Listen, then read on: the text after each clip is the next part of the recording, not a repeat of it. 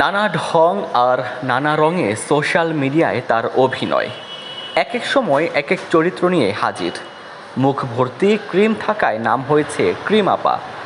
প্রশংসা নয়, বরং ধিক্কার পান প্রতিনিয়ত। তবুও তিনি সরব ইউটিউব, ফেসবুকে। সম্প্রতি সামাজিক যোগাযোগ মাধ্যমে বাচ্চাসহ কন্টেন্ট বানিয়ে আবারও সমালোচনার মুখে পড়েন।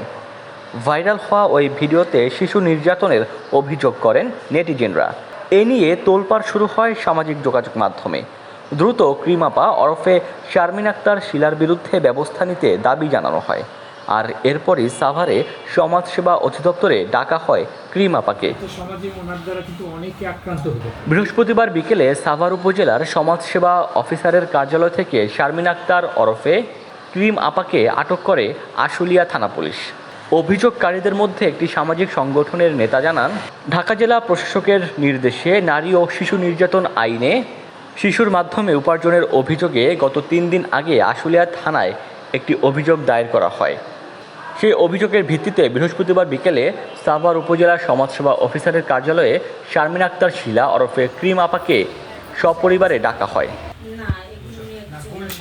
এদিকে প্রায় 3 ঘণ্টাব্যাপী সমাজসেবা অফিসারের কর্মচারীরা কাউন্সেলিং পর্ব শেষে ক্রিম আপাকে সংশোধন করতে না পেরে পুলিশে সোপর্দ করে।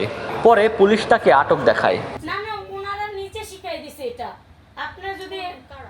ডেস্ক রিপোর্ট, দৈনিক ডেস্টিনি।